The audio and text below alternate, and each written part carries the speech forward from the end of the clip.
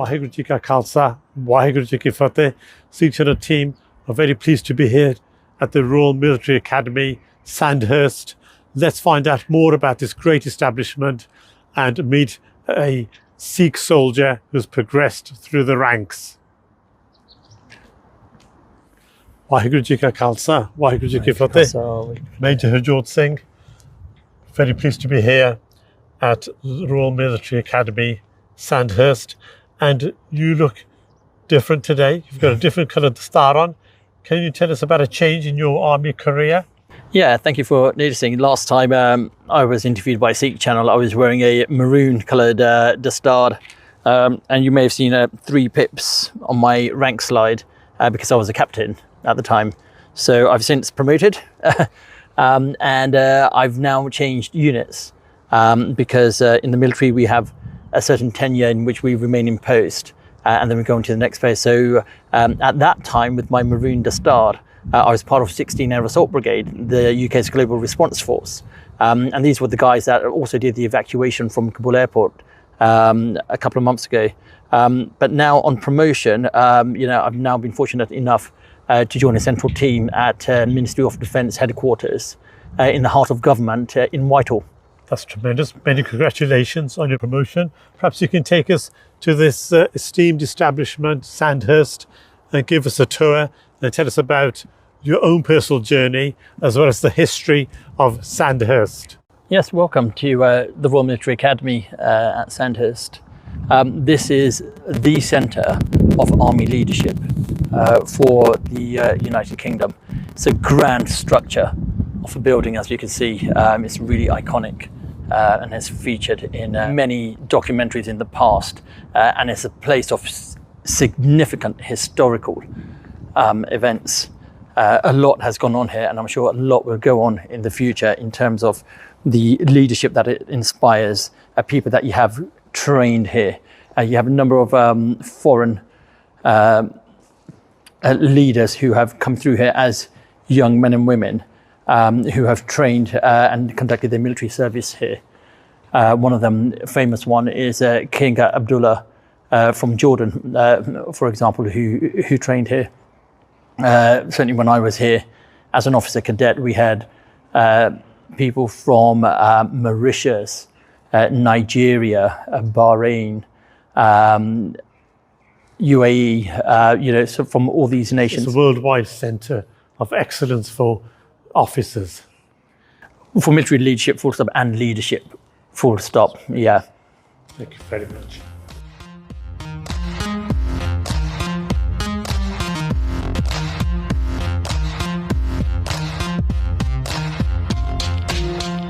There's a lot of history at Sandhurst. We can see here the head of the armed forces, Her Majesty. So everything within the military has an underlying basis of the royal family. The Queen is pretty much the head of the military forces for the UK. An interesting thing to note, and I'm not sure if a lot of people know this, but when you do join the army, or the Royal Air Force or the Navy, you swear an allegiance to the Queen. You pretty much give your word that you will be the best officer that you can be, and you give your word to the Queen. The other thing is that being in Sandhurst, you are commissioned. What does that mean? That means becoming an officer, part of the officer class. Yeah. So when you're commissioned, you've been through all your training within the army, and you're then allowed to wear your rank. So the first rank is second lieutenant in the army. But on commissioning, you're also given a signed certificate by the Queen. And so that is pretty much... Yes, it's like a personal endorsement, a personal order, or we might say a personal hukam from the Queen. To carry out orders within the military and to lead men on the battlefield. So once you have that certificate and once you have that commission, that is pretty much your authority to issue orders to troops under your command. So having that level of hierarchy, I personally see it as something that's really important. I did take some issues to thinking whether I was being maybe a little bit, maybe a bit of a traitor to the culture and to my religion when I first joined here. But what you realize is that to be a Sikh means to give your word, and whatever you're going to do, you're going to try and do it to the utmost high standard that you can do. So that's how I perceive the whole swearing in ceremony. And I think it's really important to note that, because a lot of people do have inner issues, or inner sort of like dialogues. Allegiance to the royal family, exactly. Or to the and that's why I think it's a great thing, because when you do give your word to something, whether you give your word to your boss when you join a firm, a law firm, or become a doctor to the local hospital where you work, or anywhere like that, you are basically saying that you are giving your word that you would try your hardest. And that's how I perceive it. And I think that's a great thing to do. Which is a natural undertaking, really, when you ever join any organisation. It's like a contract of employment. And Major Harjot Singh, do you still have your certificate of commission? Do you keep that very close to your heart? Is that something that you prize as a possession? Yeah, it's framed. It's neatly mounted on a wall inside the house. Not in the best location, but I'd like to have it somewhere more prominent, so when people come in, they can have a look. But yeah, it is a sense of pride. And how did your parents feel, your family, when you're commissioned as an officer? Hugely proud, hugely proud. They come here to Sandhurst, to Old College. They get to see the commissioning parade. So it was my father, my mother, my chacha and chachi, that all came to the commissioning parade. And it's just a huge sense of honor as well to be in a great establishment, somewhere where, I guess Sikhs would not normally come to. Absolutely. Your family were very proud of you, not just your family, the whole Sikh community. We feel very proud of you, Major Harjot Singh, because there is a lot of history. There's a huge amount of history, of contribution by the Sikhs to the British Empire, to the world wars, and it's very much part of our history. And where are you taking us to now? So we're going to have a look a little bit more about that history and that pride, because here in the heart of Old College at Sandhurst, you're greeted with this magnificent room called the Indian Army Memorial Room, where it's pretty much a shrine to all those that have served during the days of the British Raj in India as part of Sikh units and other Indian units. So please come in and welcome.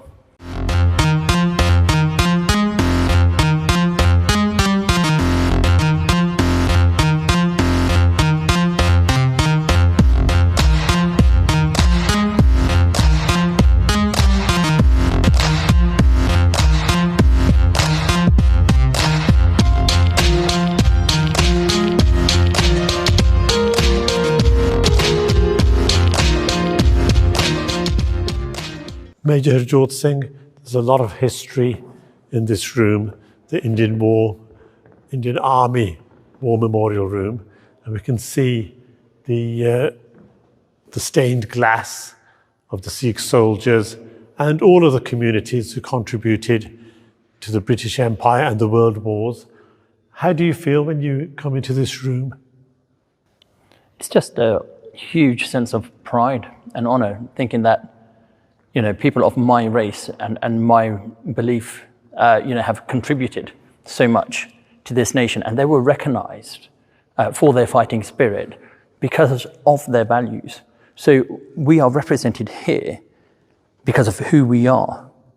And I think sometimes we as a community, as Sikhs, forget that, and that we had such distinguished and important values, integrity, honesty, hard work, all of these things. And that's why people wanted us to fight by their side. These values were highly prized and they were cherished by the British Army, and they actively recruited Sikhs into their ranks. Yeah, and that's just, again, down to the fact that us as Sikhs, and believing in our Bani, our Path, the guidance that the Gurus have given us, that's what has put us on the map. That's why we're represented here today, because we only hold those values because that's what we were taught. So that's why I'm immensely proud. And the thing is, I would not have known this room existed had I not ever thought about joining the army. And that's why I think this room is hugely important for the Sangat and the Bunt to understand that it's here. It's at the heart of military leadership for the United Kingdom. And you were very keen to have SIKH Channel, the voice of the Sikh community, come along today and showcase this particular room and bring it to our viewers across the world, because you felt that more Sikhs need to know about our contribution to the British Army historically. But what does that mean for us now in today's age? So, being in the military, it's a place where not just we should serve just because of our history during World War I and World War II.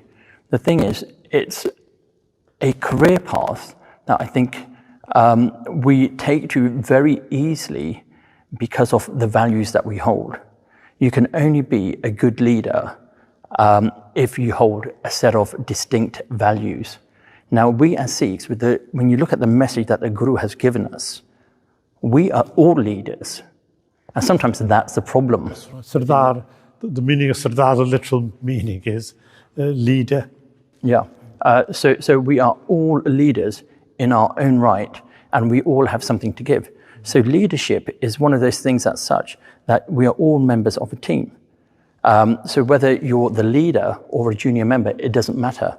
The thing is, the fact is that you're contributing with your own individual set of skills, right? Everybody has a different set of skills, be it through emotions, be it through a technical skill, be it through stamina, fitness, or anything like that. So everybody contributes differently.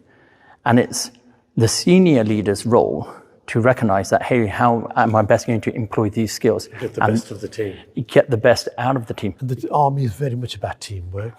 And you think the Sikh soldiers, the Sikh community can make a very good contribution. But why aren't they joining anymore as they did? I mean, both my grandfathers served in the British Army. We have a very strong legacy in history. But now it's just a few hundred Sikh soldiers in the British Army, in the armed forces as a whole. Yeah, so that's purely through choice. So, we're no longer in the days of conscription or anything like that. People have a choice within this nation of whether they want to join the military or not.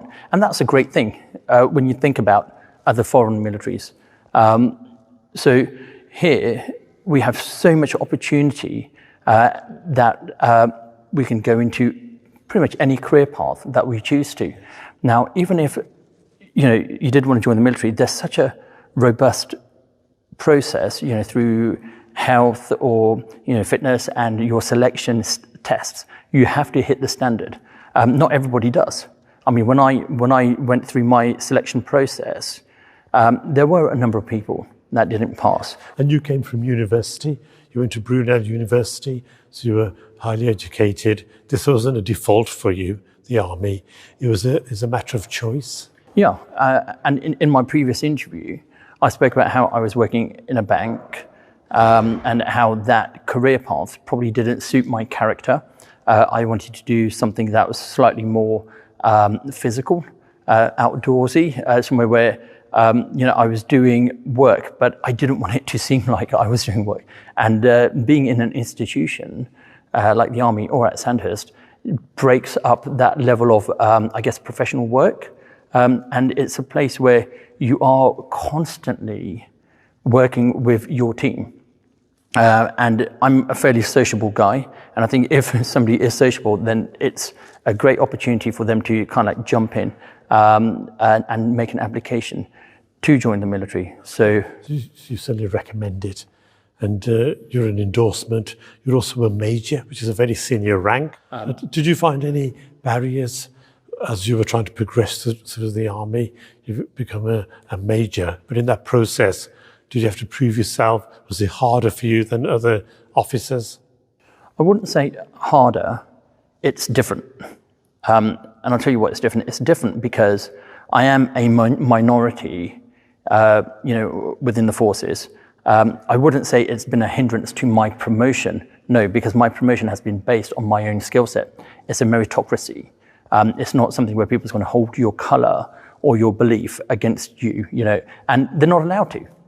And if they do, then people can be subjected to disciplinary action if they're found guilty or if an investigation is done. So I don't think race or belief has ever hindered promotion. And certainly from when I've had when I've commanded troops, be it white, black, or Asian, or some other ethnicity, I would not, it's not within military values to discriminate anybody against their race. Now, what you do, and which is what everybody does in every organization, you see people on the individual skills and see if they are ready to assume additional responsibility at the next rank up. And at a place like Sandhurst, it's all about leadership. It's developing future leaders in the army, in this huge organization. And in that process, you gain a lot of investment. There's a lot of investment made into you as a person because you gain the very best training. You have access to the very best facilities. And the British Army is fairly highly regarded around the world. So what would you like to say about Sandhurst as a centre of excellence for leadership?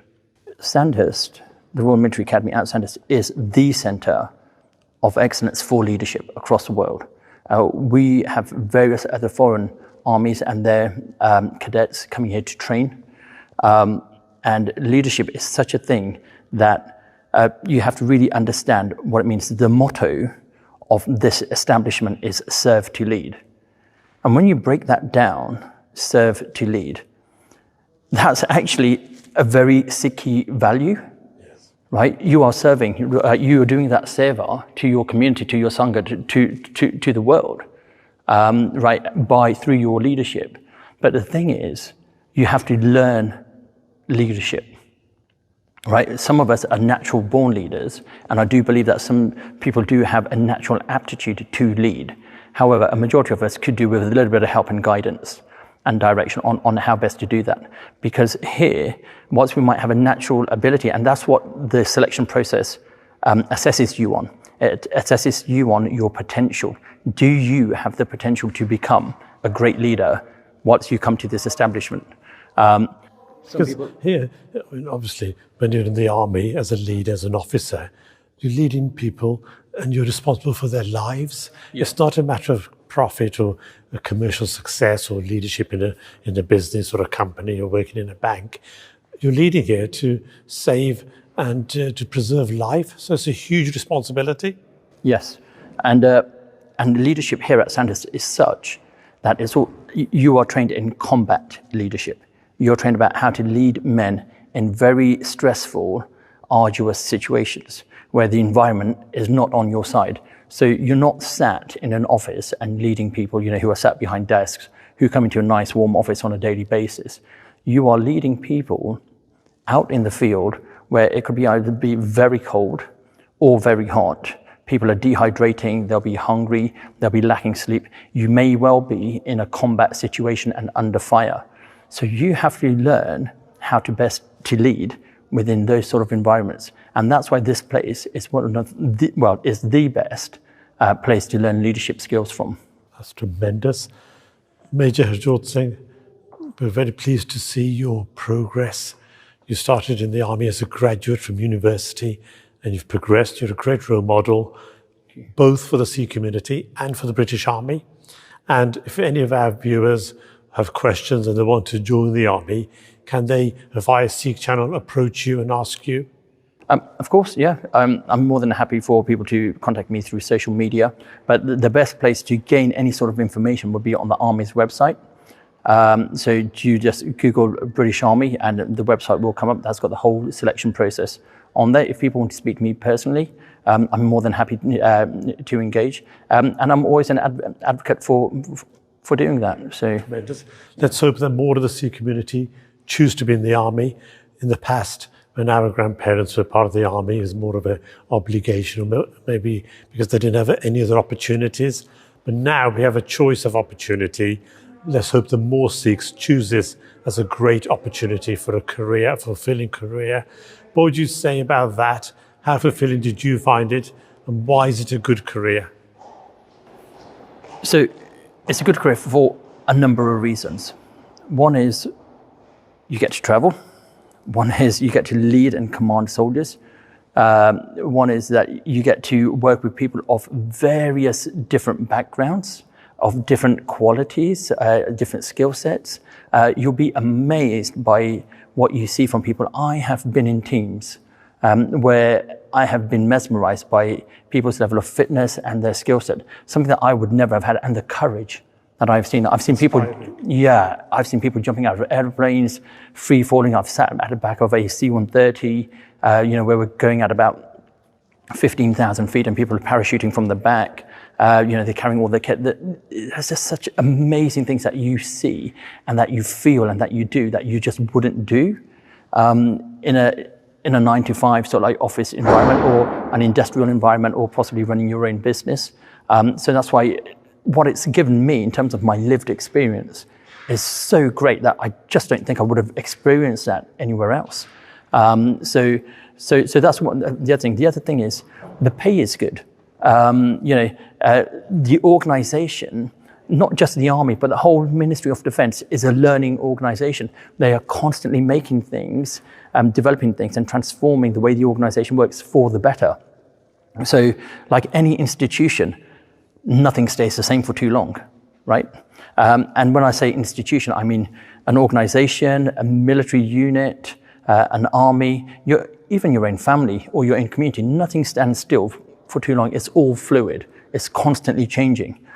So the army and the military, and throughout the time that I've been here, I've seen such a change for good. Like when you first get here, you think, wow, this is amazing. But then when you see the changes happening, you think, right, the team behind there and how people strategize and make plans is just so great. And they do it in such a way that it's all developed, to make the unit and to make the organization a lot better. So that's another reason for joining the military.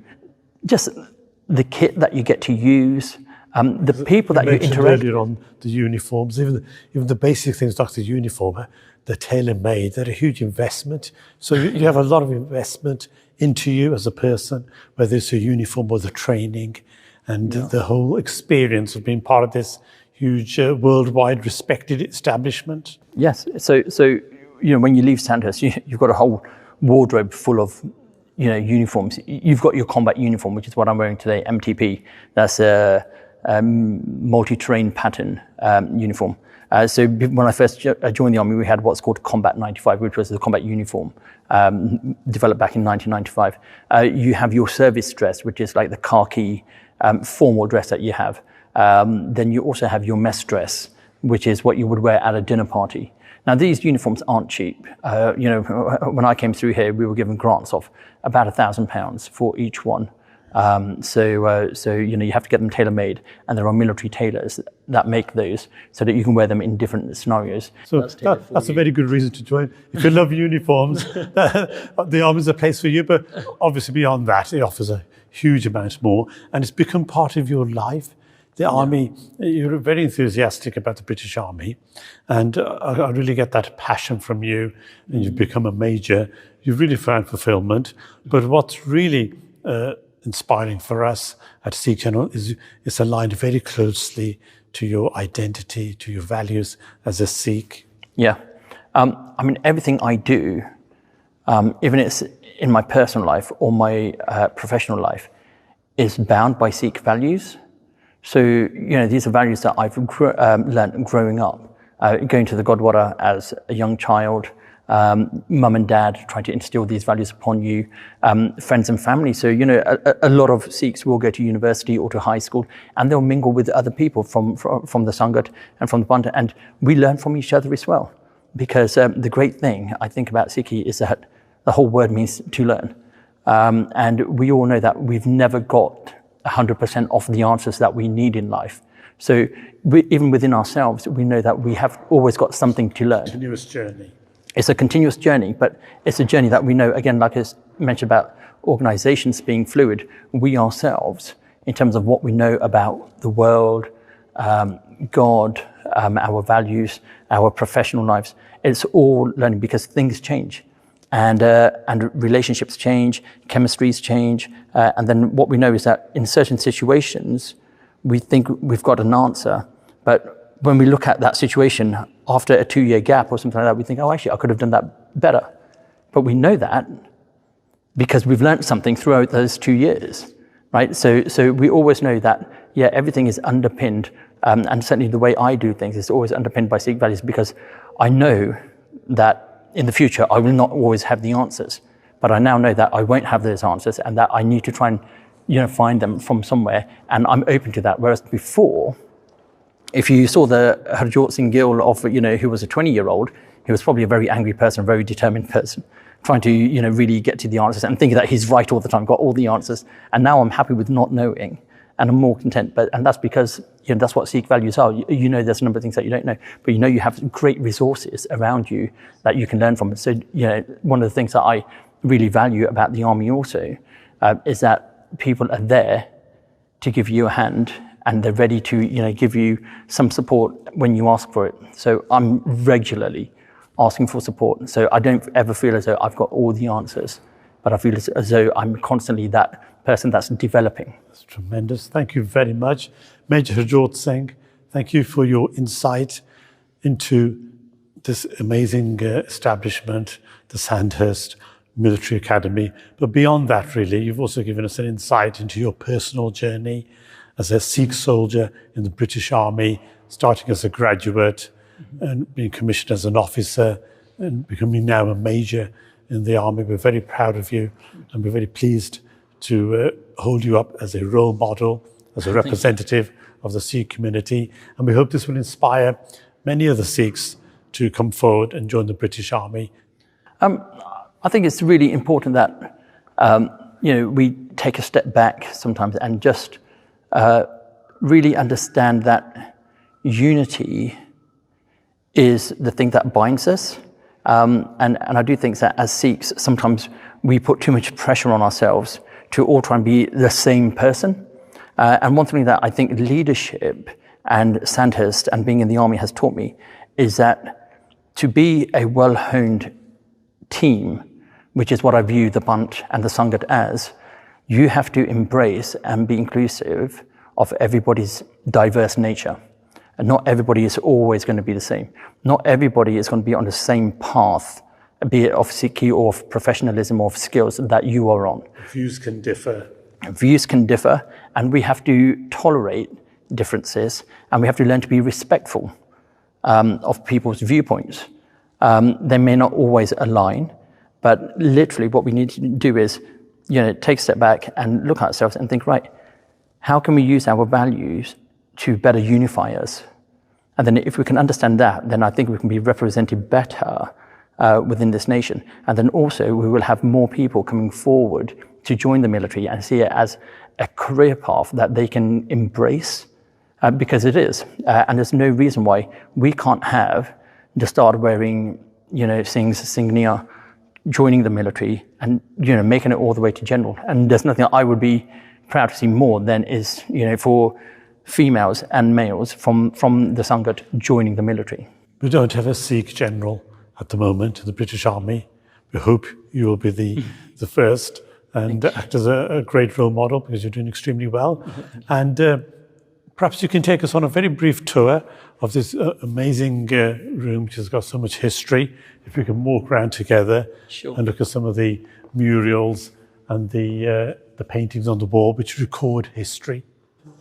This is an amazing historic room, and we can see here a very important mural, a stained glass window, which is very imposing. It's one of the main attractions in this room. Can you tell us about this and what it shows to you, what is leadership? Yeah, so clearly a great representation of one of the old Sikh soldiers from the days of the British Raj. The image is all about the Afghanistan campaign at the time, and the wider piece of the window is about the Arab mutiny from 1919 to 1930. So we have several different parts of that rebellion that are depicted in that stained glass window. But the image is so striking of a Sikh soldier, and I absolutely love that. That is such a honor. That's the centerpiece. To see. It's the centerpiece. It's such a striking image of a Singh, from those days. And again, it just resonates with me so intensely. What does it mean to you in terms of leadership? Because we're at Sandhurst, which is a place where leadership is developed. Yeah, so leadership is, just one of those things where it's a method and a sense of duty and responsibility that one has. Now, people often get confused between what is leadership and what is management. And management, as we know, is all about managing a task, whether you've got the right timings, coordination kit, whether you've synchronized it, to succeed. Leadership, and this is a great thing that Sandhurst teaches us, and that SIKH teaches us. Leadership is about stepping forward and assuming responsibility and inspiring others to lead.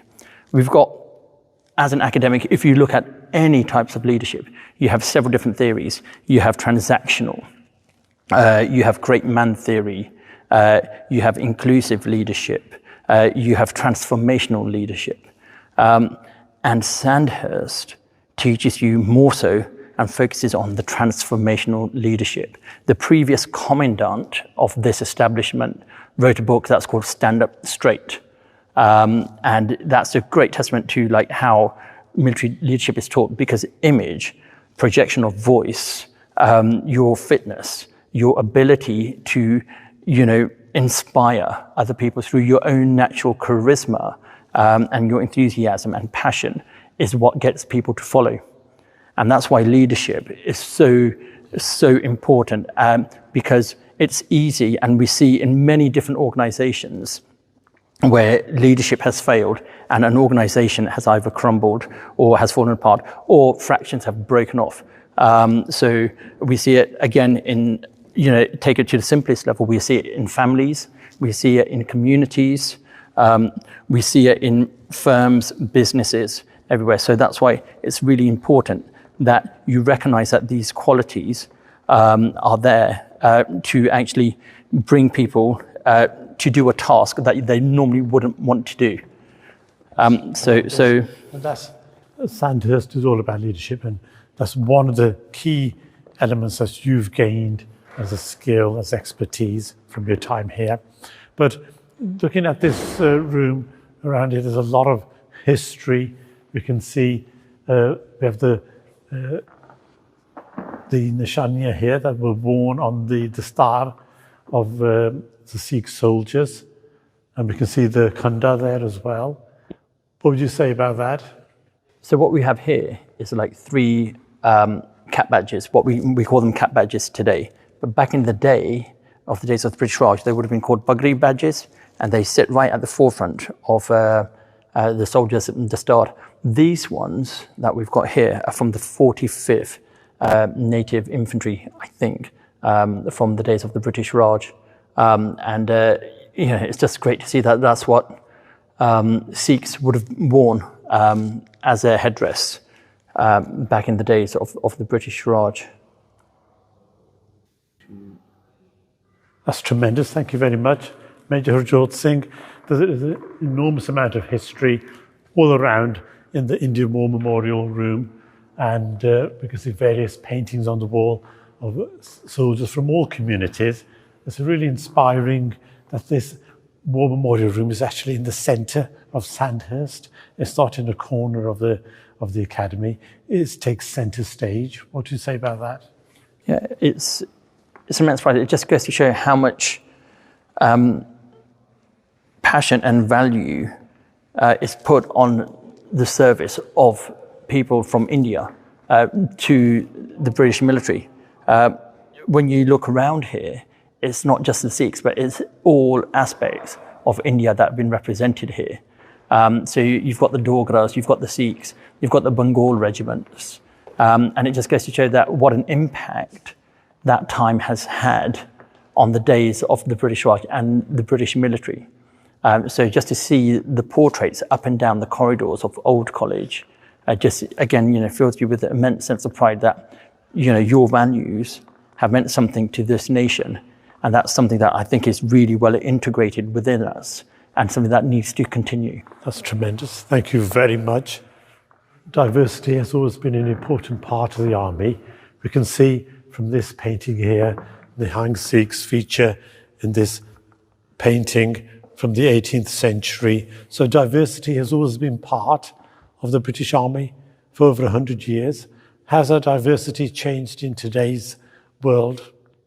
Yeah, I think recent events and reports that have been issued and written since the days of the Iraq War, certainly the Chilcot inquiry, the Wigston report, which was a report into inappropriate behaviours that was issued in 2019, and plus the Equality Act that we had in 2010. These things have really impacted the way defence is heading. Defence has recognised that there's a need for change, a change for the better. And as I said, before, in the sense that the organisation is always fluid, always looking to change. And I think these reports and the way in which we learn is constantly a transformation for the better. So we know that where we are today isn't quite good enough, and that we have to be more inclusive as an organisation to become the organisation of the future that we want to be. So we're on an upward trajectory when it comes to that. We've recognised that there are things to change. And then this is a great picture because, as you say, the diversity, and it's not just this picture, but if you see the one next to it and the one above, it's all sort of like diversity is just, screaming out at you all the time. And you can only, again, lead people if you have an inclusive mind and an inclusive form of leadership. And by inclusive leadership, what we mean is look around you and embrace the diversity, because one person's racial background or language skills will be different to the other person's. And a good leader will always hone the skills of people within their teams. And this picture here, it's so great. It's the first time that I think the soldiers from the British Raj were deployed to Europe. So this picture is actually taken, it's actually been drawn out from when troops were deployed to Malta. I think they were the 10th Bengal Lancers. So you can see Sikhs are typically wearing what we now call a bana, with a massive dastar holding a chanda of some description. But the image is actually taken from Malta. That's tremendous. Thank you very much. And we've got further examples of diversity here, where alongside British English officers, and I think that's the Duke of Wellington, we've also got the Sikh soldiers as well. So diversity has always been a part of the army. Yeah, part of the army, because the army is an expeditionary force. You're always going somewhere. You're always doing something in a foreign nation or in a foreign culture or community. And you have to learn about those cultures so that you don't willfully now, I mean, the way we try to operate is learn and respect places of worship, how men, women and children are treated in different nations before we go there, what the standard of dress is, how people would worship, whether you take shoes off, before you go into somebody's house, for example, whether they embrace dogs, or what types of foods do they eat. So we do all of this level of research before we go somewhere, so that we don't just willfully offend people, because you're there to do a very stressful and high level job. And if you can make that job any easier, then we will try. That's tremendous. Major Harjot Singh, as we can see, there's a huge amount of diversity in this one wall. We've got lots of different communities represented, including lots of Sikh soldiers. Can you tell us about that particular painting? So that one is the Punjab Frontier Force. And I think they were soldiers that were awarded medals for their gallantry during the Indian Mutiny. So it's a portrait painting taken from a photograph. I'm not sure how old the actual painting is, but certainly the image comes back from 1863. Major, thank you very much for this insight into the contribution of the Sikh community with the British Army, both in terms of history, historically, and today in the present. And you're an embodiment of that present and forward-looking future contribution of the Sikh community to the British Army. In terms of the here and now, are the Indian Army and the British Army working together are we still involved and working together as communities? Yeah, it's we've actively been working together for a few years now. So back in 2019, we had the Indian Dogra Regiment come to Salisbury Plain to train with the British Army. And right now, we've got the Fusilier Regiment, who are currently in Uttarakhand in India, and they're just finishing off their training exercise over there with the Indian Army. So we've had exchanges in both countries. And of course, earlier on this year, we had the Chief of General Staff of the Indian Army, General Naravana, who visited the UK. And next week, we've got the current Chief of General Staff of the British Army, General Mark Colton-Smith. He will be visiting India. And so we have got a growing relationship, and it's something that we're proud to continue and develop. So it keeps in with the theme of the historic room that we're in. Thank you very much for your time today. You've been extremely amicable and very generous host to the SIKH channel, and you've given us an insight into Sandhurst, which is a very historic, prestigious institution, and you've been a part of this, and you're a product of this, and a great role model and example of what can be achieved here and now today by Sikhs joining the British Army. Thank you very much, Harjot Singh. Thank you, and thank you for coming. Always welcome. Thank you. Major Harjot Singh, the British Army, thank you very much for today's tour and information. We've learned a lot about the British Army. Thank you very much. Thank you. Waheguru Ji Ka Khalsa, Waheguru Ji Ki Fateh.